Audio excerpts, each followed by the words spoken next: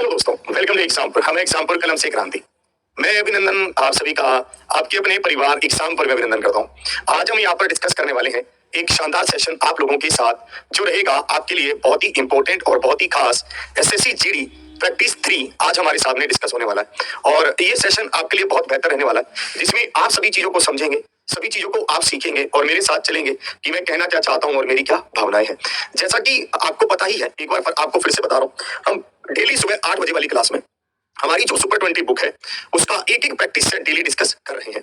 ये practice set आपके लिए ही डिस्कस किया जा रहा है क्योंकि जैसा मैंने आपको वादा किया था, जैसा मैंने आपको प्रॉमिस किया था कि हम आपके साथ डिस्कस करेंगे एक एक प्रैक्टिस सेट धीरे धीरे हम वैसा ही इसको डिस्कस कर रहे हैं सुबह 8 बजे। अगर आपने पिछली 2 क्लास इसकी नहीं देखी है तो आप उनको जरूर देख लीजिए, उसमें भी हमने इनको डिस्कस किया है और पहला और दूसरा सेट वही डिस्कस है। आज तीसरा सेट है। सभी साथियों को गुड मॉर्निंग, राधे राधे, राम राम। ध्यान से आप देखेंगे, हर एक क्वेश्चन, हर एक बात को आप बहुत अच्छे से समझेंगे। सबसे पहले मैं आपको ये बता दूं कि जो भी हमारे साथी आरआरबी एएलपी का कोर्स ज्वाइन करना चाहते हैं उनको 70% का ऑफ यहाँ पर मिल रहा है और ये 70% के ऑफ का भी लाभ उठा सकते हैं आरआरबी 70 कोड लगाकर।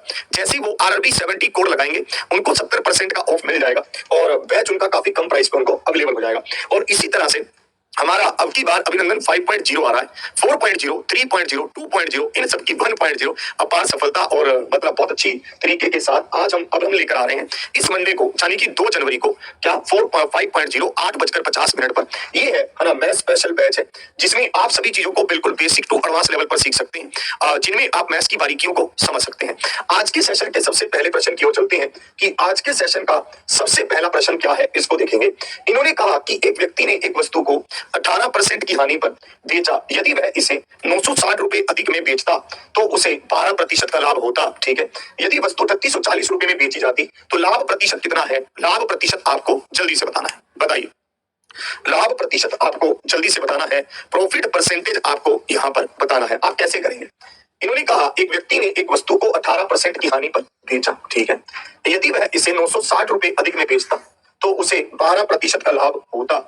एक्चुअली ये गेम क्या है? ये गेम है कि पहले ये उसको हानि पर बेच रहा था, अब ये उसको प्रॉफिट पर बेचना चाहता है, जिसके लिए ये रेट को बढ़ा रहा है कि नहीं। और हमसे पूछा है अगर ये 3840 रुपए में बेचता तो इसको कितने प्रतिशत का लाभ या हानि होता, इसके बारे में हमसे इसने पूछा है। तो आप इसको कैसे करेंगे? मेरे को बहुत सिंपल सा गेम बस इतना समझ आ रहा है कि ये 18% की हानि पर बेच रहा था, अब ये 12% का लाभ कमा रहा है। क्यों? क्योंकि ये 960 रुपए बढ़ाकर बेच रहा है। मतलब कहने का भाव है कि भाई अगर ये रेट को बढ़ा रहा है तो लॉस को प्रॉफिट में लेकर जा रहा है।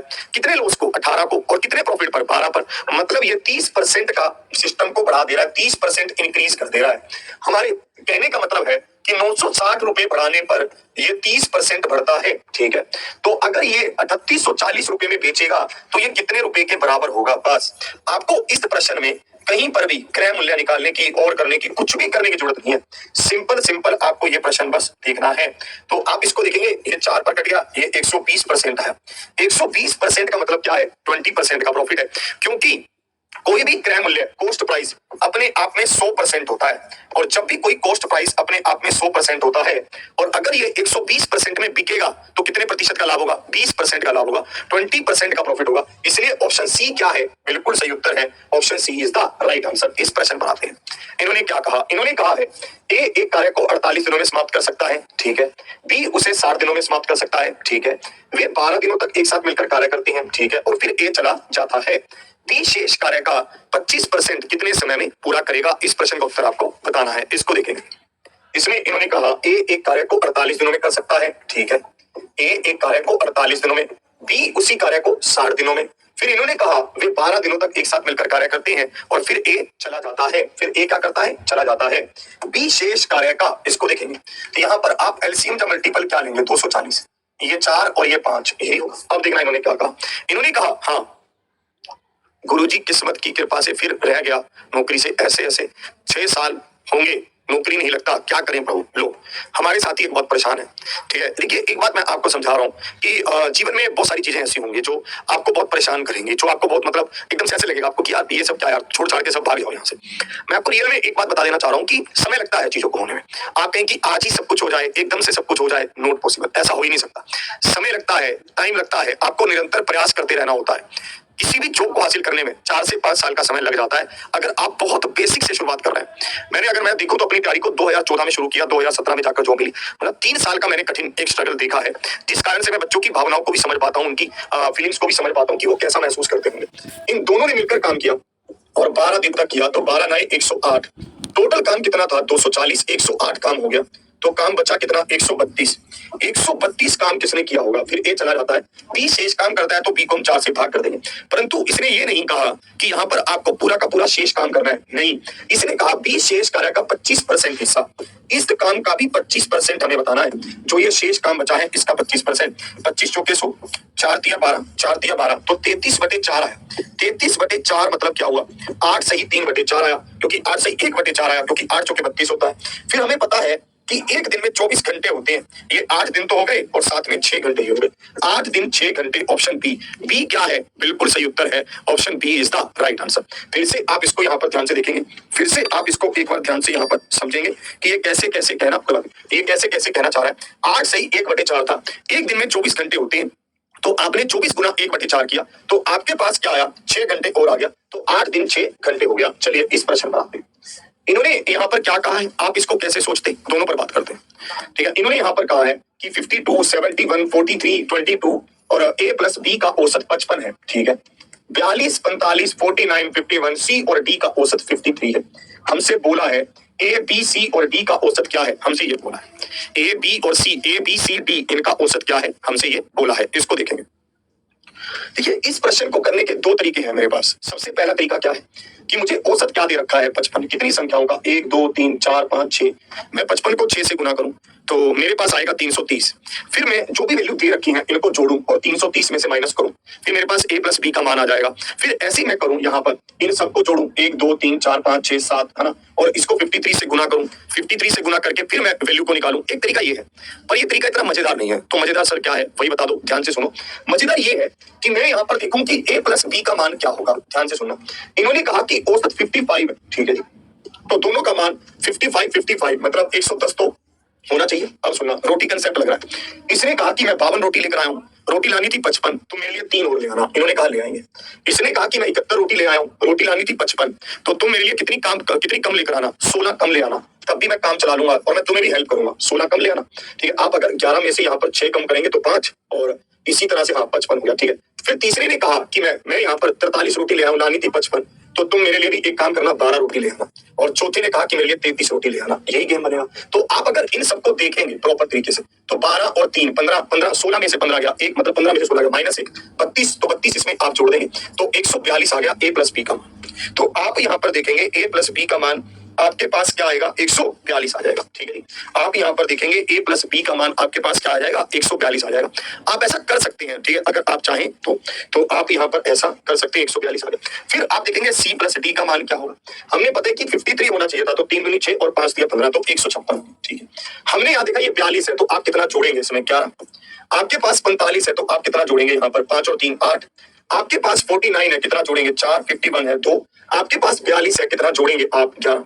फिर आप इन सबको देखेंगे, इन सबको देखिए, इसका जोड़ क्या होगा, 11 और 11 22, 22 और 8 30, 30 और 6 36, 36 को जोड़ो, 6 6 12, 1 कैरी, 5 और 3 8 और 1 9 और 1 कैरी, और 142 वो, तो 4 3 3 भाग करो 4 से, है ना, भाग करो 4 से, तो 8 चौके 32 आ रहा है। फिर से कहीं गड़बड़ हुई है, 4 से ही तो भाग करेंगे, क्योंकि ए बी सी डी हमारे पास 4 संख्याएं हैं। अगर हम 4 से भाग करते तो 8 चौके 32 के हिसाब से बन रहा है ये। तो फिर से इसको देखते हैं, हमें क्या करना था, 3 दूनी 6 5 दिया 15, तो ये हो गया। ठीक है, 11 और चाहिए हमें, और 42 45, 45 को 53 बनाने के लिए 8 और चाहिए हमें। ठीक है, 4 और चाहिए, 2 और चाहिए, 11 और चाहिए। हमने इन सबको जोड़ा, 11 और 11 22, 22 और 8 30, 30 और 6 36, एक कैरी 192 ही बन रहा है यार हमारा। तो 9 और 4 13, 334 ही बन रहा है यार मेरा। तो क्या सर 156 नहीं 106 होगा? अच्छा देख लेते हैं, हाँ 106 होगा, ये बिल्कुल सही। यहाँ पर अगर हम गुना करते हैं तो 106 होगा। अब देखते हैं, 6 6 12, 1 कैरी, तो 142 142, अब सही है। तो 2 2 4 8 2, तो 4 से भाग करो, 4 से भाग करोगे तो 71 आएगा। तो 71 क्या है, बिल्कुल सही उत्तर है। देखिए, कई साथी कह रहे हैं कि 71 नहीं होगा सर 142 होगा। नहीं, क्यों? क्योंकि संख्याएं 4 है, 1 2 3 4, तो 4 से भाग करेंगे आप। संख्याएं आपके पास क्या है, 4 है, 1 2 और 2, 4 संख्याएं हैं, इसलिए 4 से भाग करेंगे, इसलिए 71 होगा। चलिए इस पर आते हैं। एक बात मैं आपको हमेशा से समझा रहा हूं कि तृतीय प्रपोर्शन, थर्ड प्रपोर्शन और उसी के साथ साथ फोर्थ प्रोपोर्शन, इन सब के जो प्रश्न है वो एग्जाम में आने ही आने हैं, इसमें कोई दिक्कत है नहीं। इस पर आइए। हाँ, कह रहे सर हम ग्रुप डी क्वालिफाई कर गए हैं आपकी मेहनत से, हमारी भी मेहनत है, आपका भी मेहनत है, हम सबका मेहनत है, तभी क्वालिफाई हो पाया, नहीं तो पॉसिबल ही नहीं हो पाता। आजकल के समय में किसी भी एग्जाम को क्लियर कर पाना बहुत टफ हो गया है। ठीक है, बस हमें मेहनत करते रहना है, आगे बढ़ते रहना है, यही एक जीवन का रास्ता है। इसको देखेंगे।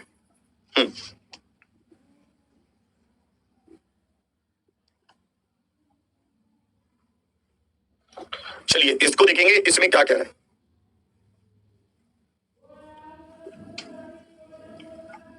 बताएं। देखिए 8:20 का तृतीय अनुपाती P है, ठीक है, 3, 5, 24 और का चतुर्थ अनुपाती Q है, तो 2P प्लस Q का मान बताएं कि 2P प्लस Q का मान क्या होगा। तृतीय अनुपाती निकालने का सबसे अच्छा तरीका क्या है, आप बताइए। B² A, B मतलब क्या है, दूसरी संख्या, बटे क्या है, पहली संख्या। तो हमने इसको 4 पर काटा, 4 दूनी 8, 4 5 20 और ये 10 पर काटा, तो P का मान 50 है।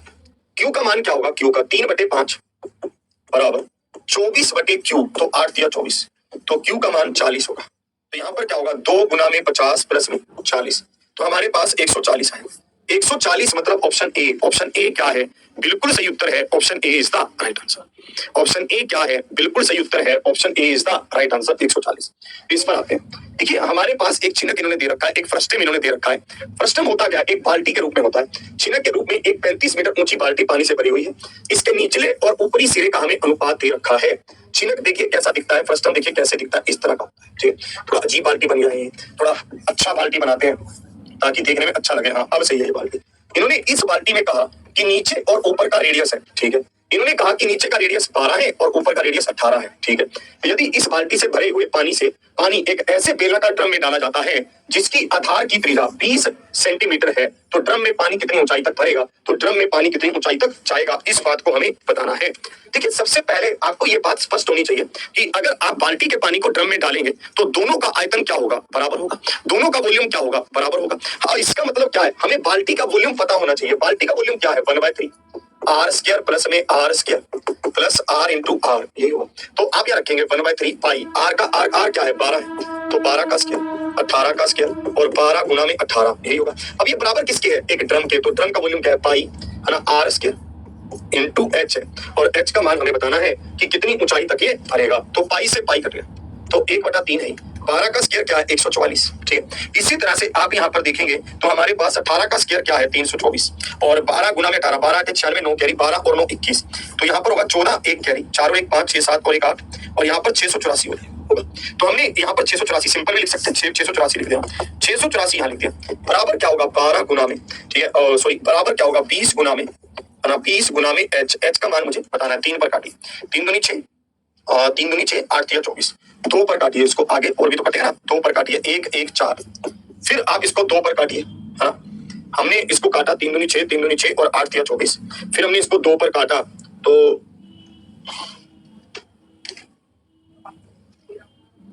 59 आ रहा है यार ये तो। इससे कुछ बवाल, ठीक है चलिए देखते हैं।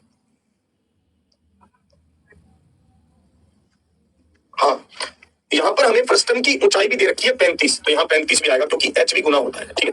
यहाँ पर मैं 35 गुना करना भूल गया था, क्योंकि यहाँ पर जो आप वॉल्यूम लेंगे उसमें 35 भी क्या होगा, मल्टीप्लाई होगा। अब सही है, तो आप इसको 2 से फिर से काटिए, तो यहाँ पर ये क्या होगा, 57 होगा, ठीक है। और देखिए तो आप इसको अगर काटना चाहेंगे तो 57 इंटू 35/100 करो, ठीक है। तो आप इसको गुना करेंगे 57 और 35 को, 7 पानी 35, 3 कैरी, 25 और 3 28, 7 21 2 कैरी, 5 3 15 और 2 17, ठीक है। तो 5 9 9 1 19.95 हो गया। 19.95 मतलब ऑप्शन डी। डी क्या है, बिल्कुल सही उत्तर है। सर बुक में देख लो, बुक तो है ही नहीं मेरे पास यहाँ पर, ठीक है, सारी भिजवा दी। 19.95 मतलब ऑप्शन डी। एक्चुअली ये क्या होता है आप समझ लीजिए, वॉल्यूम क्या होता है, 1/3 पाई, ठीक है, 1/3 पाई R² प्लस में R इंटू H, ये होता है एक फ्रस्टम का वॉल्यूम, ठीक है। एक हमारे पास फ्रस्टम का आयतन ये होता है, ठीक है। चलिए और आगे बढ़ते हैं, अगले प्रश्न पर हम आगे चलते हैं, ठीक है। इसको भी एक बार रोकेंगे, इसको चेक कर सकते हैं। इस प्रश्न पर आ जाइए, इस पर आते हैं। इन्होंने कहा कि हमारे पास यहाँ पर ये क्या है, X8942Y4, ये है X8942Y4, ये है। इन्होंने कहा ये एक ऐसी 7 अंकों की संख्या है, ठीक है, जो 56 से विभाज्य है, ठीक है। फिर इन्होंने कहा कि भाई y के सबसे बड़े मान के लिए x² प्लस y का मान क्या होगा। एक्स स्क्वायर प्लस वाई का मान क्या होगा ये हमें बताना है। इसको देखना, देखिए ऐसे प्रश्न को आप कैसे करते हैं ध्यान से समझना। इन्होंने किससे विभाज्य कहा है 56 से, तो 56 का मतलब क्या है 7 8 56, तो ये 8 से भाग होना चाहिए और 7 से भाग होना चाहिए। अगर ये 8 से भाग होना चाहिए तो पूरा अंतिम अंक जो है वो 8 से भाग होना चाहिए।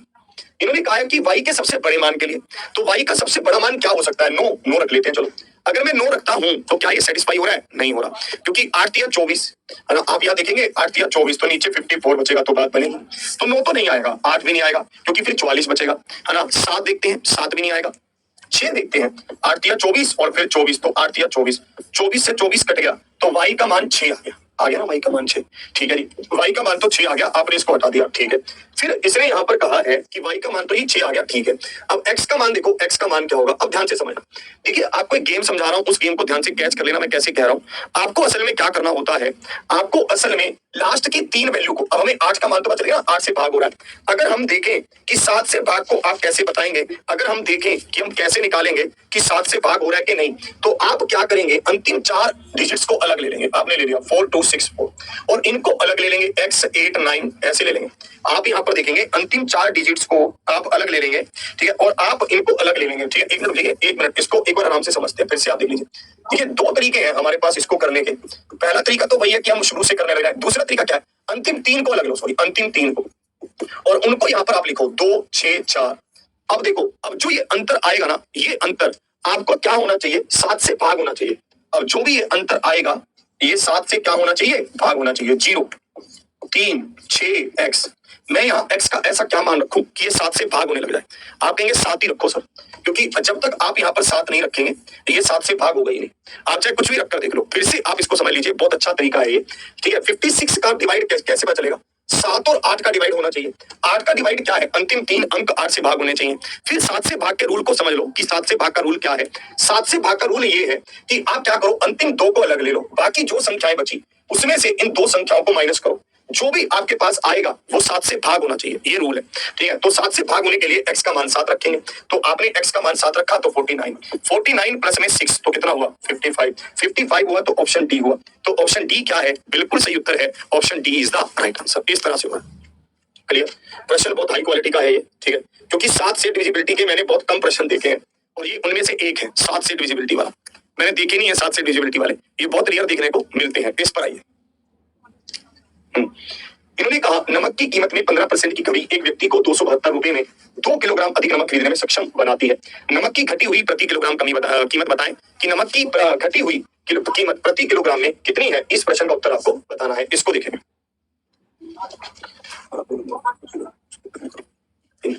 ठीक है, इसको देखेंगे, इसमें कैसे क्या है। हाँ, सर 6 कहां से आया, आप जब इसको भाग करके देखेंगे ना तो यहाँ पर 6 ही सेटिस्फाई करेगा। आप जब इसको भाग करेंगे तो 6 सेटिस्फाई करेगा।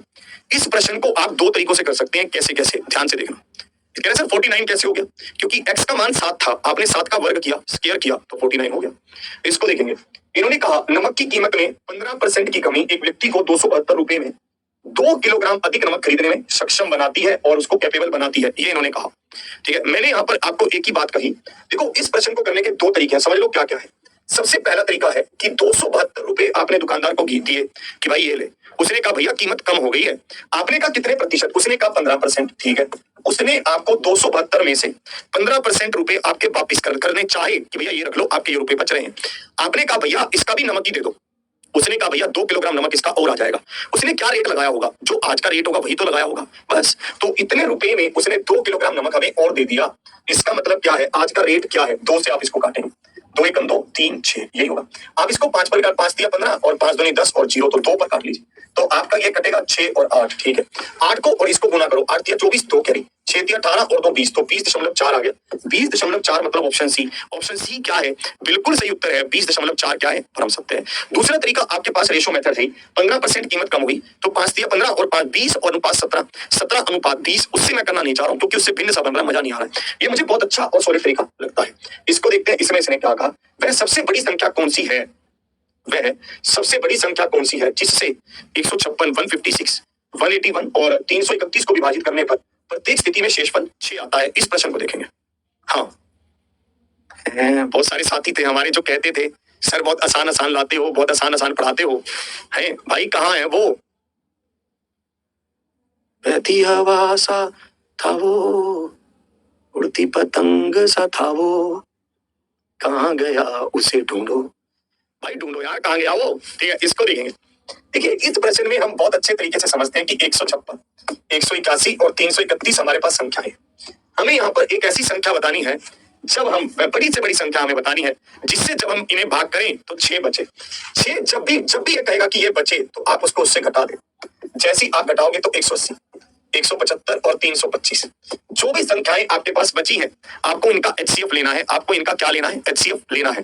तो आपने यहाँ पर देखा कि इनका जो HCF होगा वो 5 का मल्टीपल तो होगा, क्योंकि 5 तो सब में आ रहा है, और 5 का मल्टीपल सिर्फ एक ही है। क्या है? 25। तो 25 उत्तर होगा, है ना। 5 का मल्टीपल सिर्फ एक ही है, और वो क्या है? 25। तो 25 उत्तर आ रहा है। तो 25 क्या है? परम सत्य है। 25 क्या है? बिल्कुल सही उत्तर है। इस पर आएंगे। चलिए, एक नाविक अपनी नाव को, ठीक है, बताएं।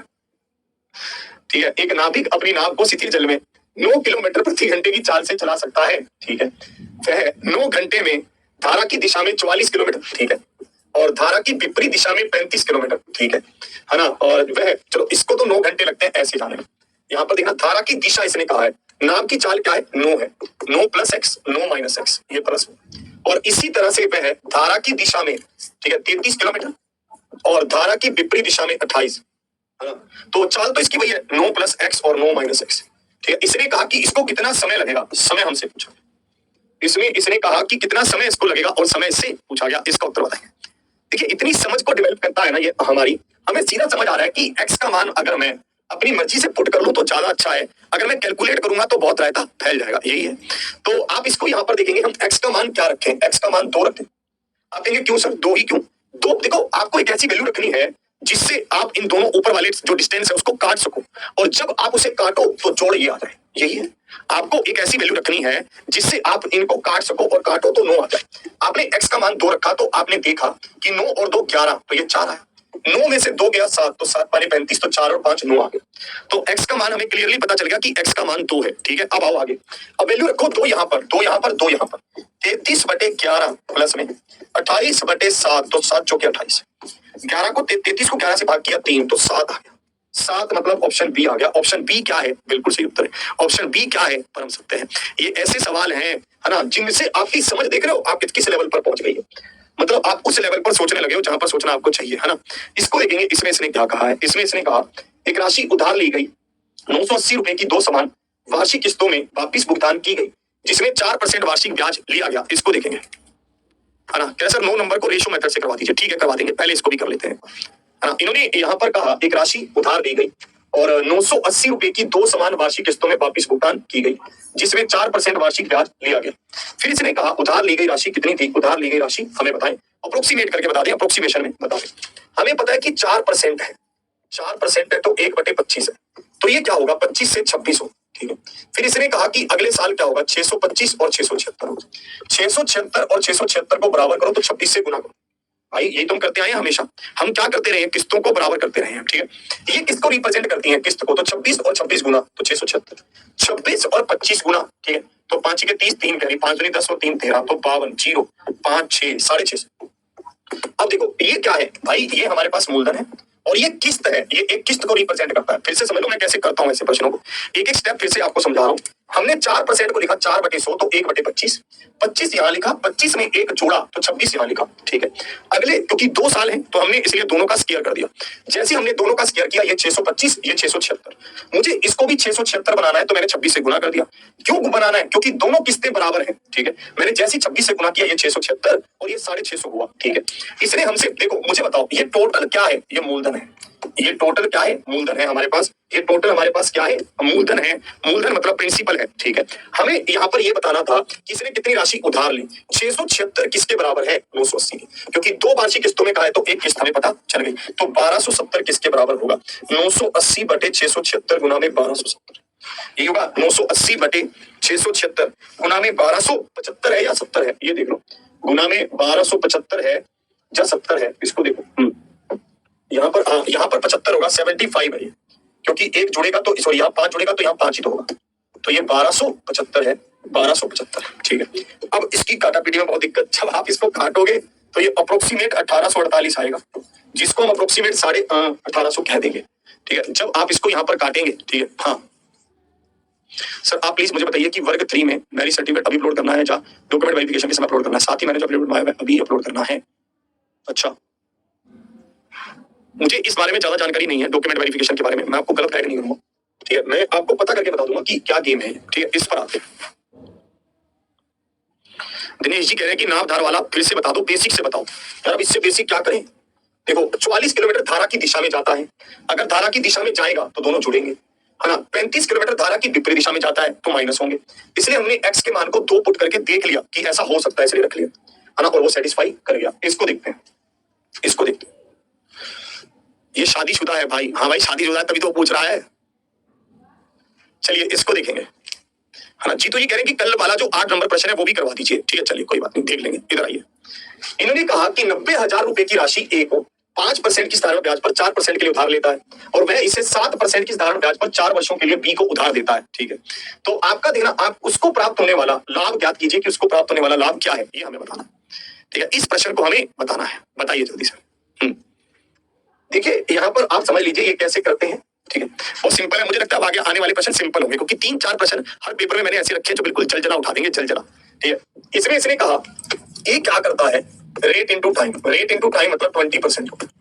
ये बी को देता है तब भी क्या है, rate into time, rate into time क्या हो गया 28%। भाई अंतर कितना है 8%। ठीक, ये 8% का अंतर ही तो उसका बेनिफिट है। ए को इतना ब्याज देना है, उसको बी से इतना ब्याज मिल रहा है, तो जो बचा वही तो उसकी कमाई है। मतलब 90,000 रुपए पर ये 8% का बेनिफिट कमा रहा है, मतलब 7200 रुपए कमा रहा है। 7200 रुपए मतलब ऑप्शन सी। तो ऑप्शन सी क्या है, बिल्कुल सही उत्तर है option C is the right answer. Option C क्या है, बिल्कुल सही उत्तर है option C is the right answer. इस पर आइए, दो संख्याओं के एलसीएम और एचसीएफ क्रमशः 90 और 15 है, ठीक है? यदि दोनों संख्याओं का योग 75 है, 75 है, तो बड़ी संख्या ज्ञात करें कि बड़ी संख्या क्या है, इसको देखें। तो बड़ी संख्या ज्ञात करें कि बड़ी संख्या क्या है, इसको देखेंगे, जल्दी से बताएंगे।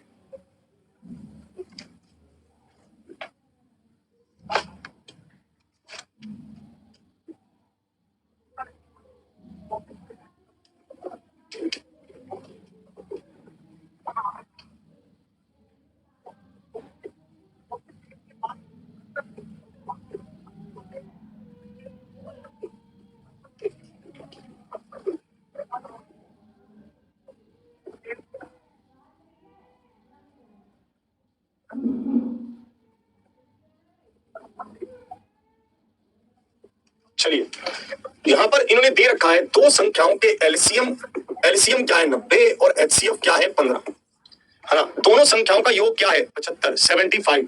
तो बड़ी संख्या ज्ञात करें कि बड़ी संख्या क्या है, ये हमसे पूछा। हमने यहाँ पर देखा 90 को 15 से भाग करेंगे तो 15 छीके 90, 6 आया। 90 को 15 से भाग करेंगे तो 15 छीके 90 आया, 6 आया। देखिए ये 6 क्या आ रहा है, ये 6 आ रहा है, जो भी ये दोनों संख्याएं हैं उनके अनुपात का गुना आ रहा है, ठीक है? तो आप इसको देखेंगे। एक्चुअली एलसीएम होता क्या है, एलसीएम, एलसीएम होता है ए गुना में बी गुना में एचसीएफ, मतलब दोनों संख्याओं का अनुपात गुना में एचसीएफ होता है ना? एलसीएम होता क्या है, ए गुना में बी गुना में एचसीएफ, दोनों संख्याओं का अनुपात गुना में एचसीएफ होता है कि नहीं? तो एचसीएफ हमें पता चल गया कि अगर हम इसको एलसीएम को एचसीएफ से भाग करेंगे तो ये दोनों संख्याओं का क्या बचेगा, अनुपात का गुना बचेगा, ठीक है? अब मुझे पता है कि ये 6 है, अगर ये 6 है तो अनुपात क्या होगा 2 और 3। बड़ी संख्या क्या है 3, अगर 3 के अनुपात को 15 से गुना करेंगे तो 15 या 45 आएगा, 45 आएगा, मतलब ऑप्शन बी आएगा। ऑप्शन बी क्या है, बिल्कुल सही उत्तर है option C is the right answer. बताइए, सॉरी बी, 15 या 45 आएगा तो option B, B is the right answer. इस पर आते हैं, गेहूं की कीमत में, है ना, 15% की कमी एक गृहिणी को 2720 रुपए में 6 किलोग्राम गेहूं अधिक खरीदने में सक्षम बनाती है। गेहूं की प्रति किलोग्राम घटी हुई कीमत कितनी है? गेहूं की प्रति किलोग्राम घटी हुई कीमत कितनी है, ठीक है?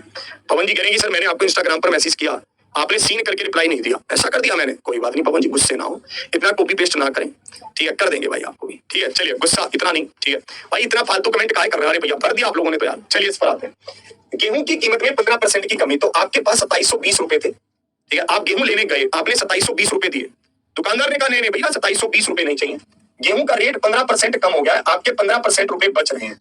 आपने कहा अच्छा 15% रुपए बच रहे हैं, ठीक है, तुम्हें काम करो इसका भी गेहूं दे दो। उसने 6 किलोग्राम गेहूं और बांध दिया, मतलब क्या है, आपको 6 किलोग्राम गेहूं इतने ही रुपए में मिल गया। उसने क्या रेट लगाया होगा, जो आज का रेट होगा वही तो लगाया होगा जो आज का रेट होगा, इसलिए हम इसको 6 से भाग कर रहे हैं ताकि हमें आज का रेट पता चल जाए। तो आप इसको यहाँ पर काटेंगे 1 3 6, ये भी कटेगा 2 पर, तो ये भी कटेगा 8 6 और 8 तो 68। 68 मतलब option D, D is the right answer. 68 मतलब option D, D is the right answer. D क्या है, बिल्कुल सही। इस पर आते हैं सिंप्लीफिकेशन का। बोर्ड मास का एक प्रश्न आपके सामने है, इसको देखते हैं। बोर्ड मास के इस प्रश्न में ये कैसे कहना चाहता है, आप इसको यहां पर ध्यान से समझेंगे।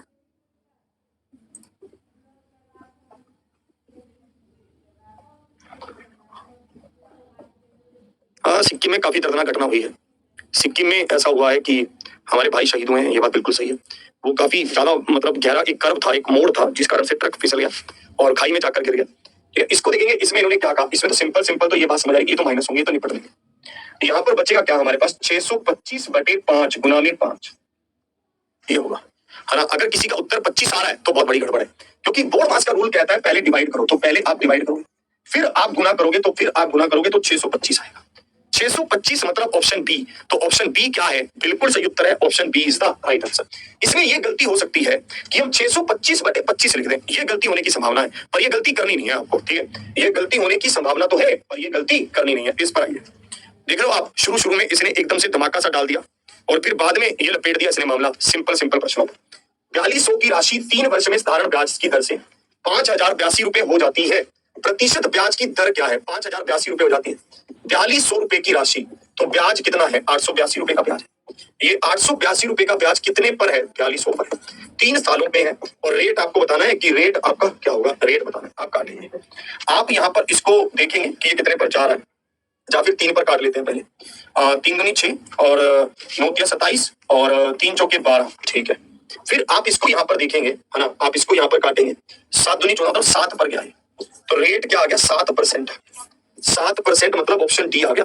ऑप्शन डी क्या है, बिल्कुल सही उत्तर है, option D is the right answer. Clear है, बताओ।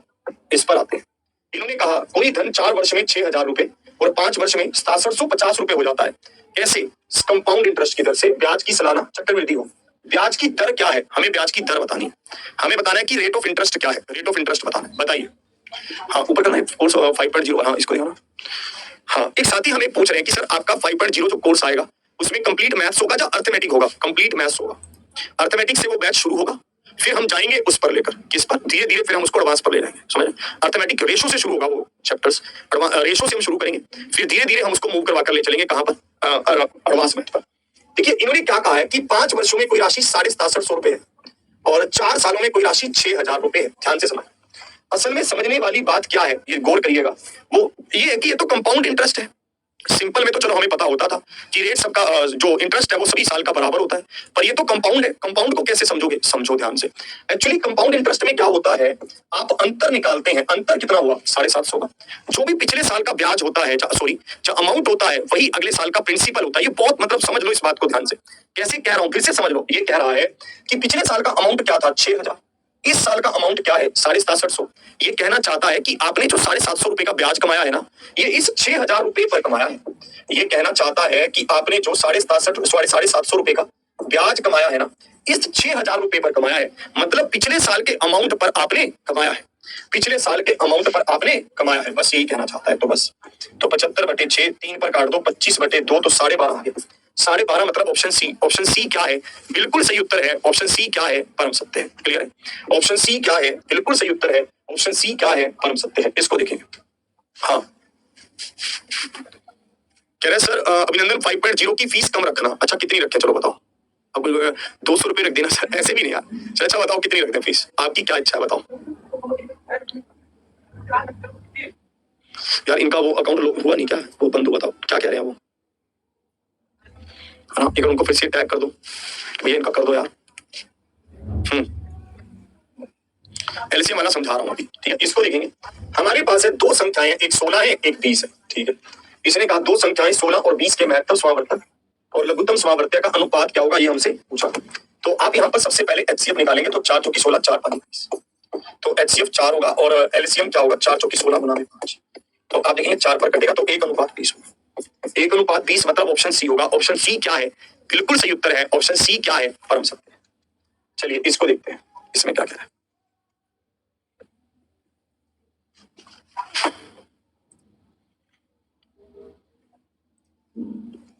यार मैं रियल में कह रहा हूँ कि स्टूडियो रनिंग के और सारी चीजों के बहुत सारे खर्चे हैं। पहले सर 1000 रुपये रख लेते हैं अभिनंदन 5.0 बैच का मूल्य, ठीक है।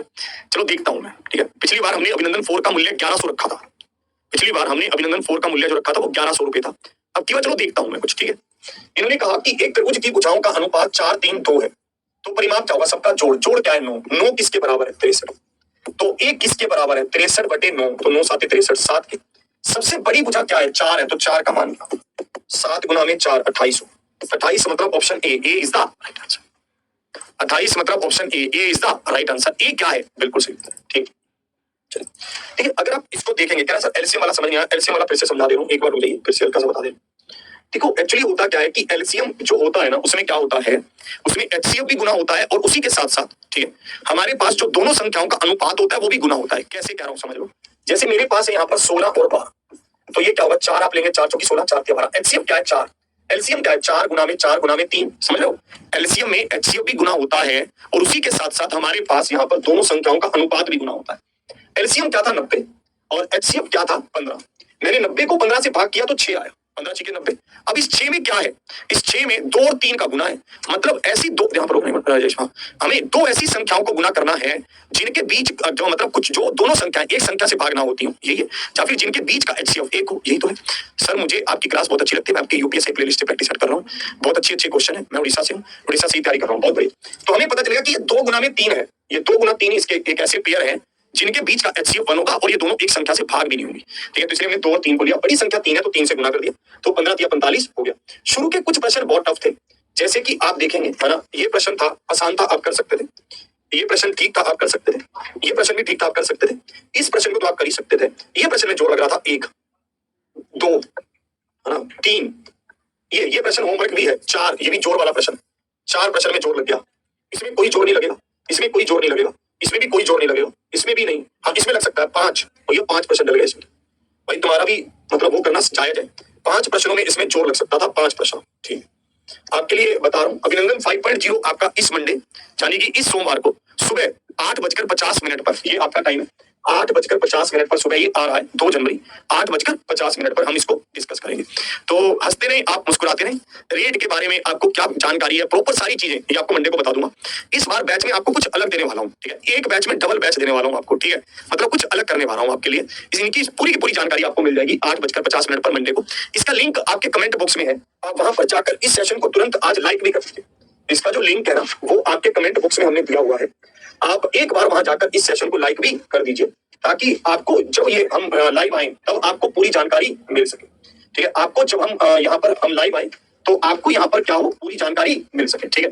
तो आप यहाँ पर देखेंगे, आपको मैं ये इवेंट खोलकर भी दिखा रहा हूँ, ये रहा आपका इवेंट। लाइक बहुत कम कर रहा है, बहुत कम लाइक कर दे रहा है भाई, ये गड़बड़ बात है। चलिए तो आप इसको यहाँ पर क्लिक कर लीजिए, ठीक है। हाँ आप इसको यहाँ पर क्लिक कर लीजिए, ठीक है, ताकि आप यहाँ पर लिंक आपके कमेंट बॉक्स में है और आप वहां पर जाकर इसको लाइक कर सके, ठीक है। चलिए हाँ, और हाँ यार एक बात और मैं कह रहा था यार, मैं ऑफलाइन कमेंट पढ़ता हूँ, इस सेशन में हम कितने मस्त प्रश्न करवा रहे हैं, कोई उसके बारे में चर्चा नहीं करता है कमेंट में, है उसके बारे में कोई अपने विचार नहीं रखता है, ये गड़बड़ बात है भाई, ठीक है। तो आप अपने विचारों को जरूर रखिए कि आपको सेशन कैसा लगा, ताकि मुझे भी और मोटिवेशन मिले आपको और आगे लेकर जाने का। और हाँ ज्यादा से ज्यादा इस सेशन को लाइक करिए, ताकि हम इस सेशन को अब और बहुत सारे लोगों तक पहुंचा सके और बहुत ज्यादा दूर तक हम इसको लेकर जा सके। आज का सेशन यहीं तक, मिलता हूँ फिर कल और डेली रात को 9 बजे भी इसी के साथ। हंसते रहे, मुस्कुराते रहे, जिंदाबाद रहे, आबाद रहे। जय हिंद, जय भारत।